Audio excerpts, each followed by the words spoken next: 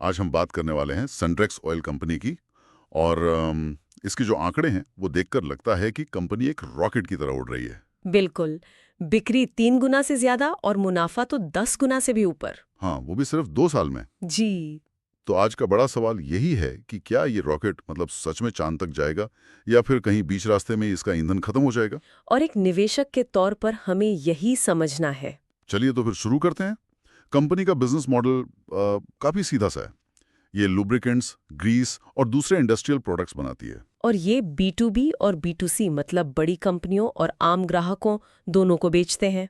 सबसे पहले तो इन नंबर्स को ही देख लीजिए।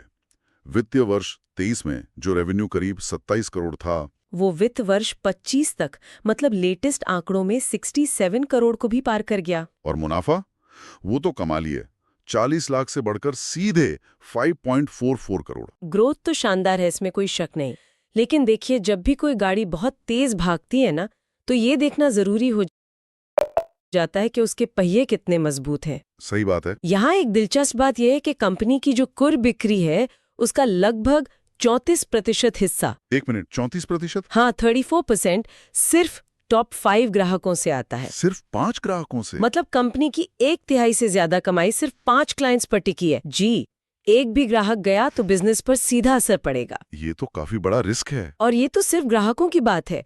अगर हम सप्लायर्स की तरफ देखें तो जोखिम और भी बड़ा है। अच्छा, कंपनी अपनी जरूरत का 80% से ज्यादा कच्चा माल, 80%? हाँ 80% से ज्यादा सिर्फ 5 सप्लायर से खरीदती है।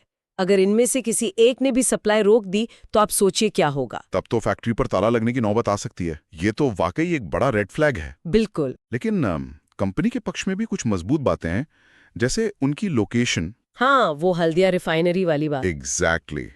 फैक्ट्री हल्दिया रिफाइनरी और कोलकाता पोर्ट के पास है। इससे कच्चे तेल के ट्रांसपोर्ट का खर्च बहुत कम हो जाता है। कितना कम? सिर्फ 80 पैसे प्रति लीटर के आसपास। सही कहा। लोकेशन का फायदा तो है, लेकिन ये भी एक तरह से एक जाल है। जाल?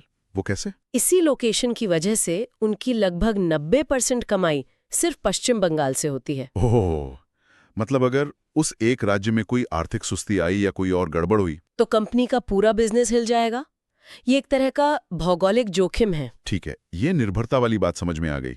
पर एक और दिलचस्प बात है, कंपनी का जो प्लांट है वो अभी सिर्फ 45% क्षमता पर चल रहा है। अच्छा। इसका मतलब है कि अगर कल को डिमांड दोगुनी भी हो जाए तो उन्हें कोई नया निवेश नहीं करना, बस प्रोडक्शन बढ़ाना है। क्षमता होना एक बात है और उस क्षमता को चलाने के लिए जेब में पैसा होना वो दूसरी बात है। और यहीं पर इस कहानी का सबसे बड़ा पेंच है, कैश फ्लो। कंपनी ने कई तिमाहियों में ऑपरेटिंग गतिविधियों से नेगेटिव कैश फ्लो दर्ज किया है। नेगेटिव कैश फ्लो, इसे थोड़ा आसान भाषा में समझाएंगी? इसका सीधा सा मतलब है कि बिजनेस चलाने में जितने पैसे आ रहे हैं उससे ज्यादा बाहर जा रहे हैं। मतलब आमदनी अठन्नी, खर्चा रुपया। बिल्कुल। जून 2025 में कंपनी की जेब से करीब 2.7 करोड़ रुपए ज्यादा खर्च हुए हैं। बाप रे। और ऐसा क्यों हो रहा है?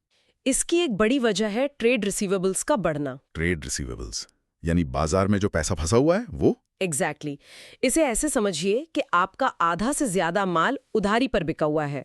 दुकान चलती दिख रही है लेकिन गल्ले में कैश नहीं है। ओके, सनड्रेक्स के कुल करंट एसेट्स का 52% से ज्यादा पैसा ग्राहकों के पास उधार में फंसा है। तो कुल मिलाकर कहानी ये बन रही है कि हमारे सामने एक ऐसी कंपनी है जो एक तरफ तो रॉकेट की रफ्तार से बढ़ रही है, शानदार ग्रोथ के आंकड़े दिखा रही है, लेकिन दूसरी तरफ वो कुछ ही ग्राहकों और सप्लायर्स पर बुरी तरह से निर्भर है और उसकी जेब खाली हो रही है। क्योंकि बाजार से पैसा ही वक्त पर नहीं लौट रहा।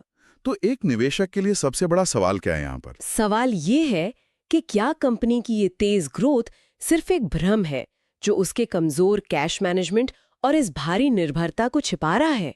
सोचने वाली बात यह है कि क्या ये कंपनी अपनी वर्किंग कैपिटल को अपनी विकास की गति के साथ संभाल पाएगी या कहीं ये तेज रफ्तार ही इसके लिए एक बाधा न बन जाए।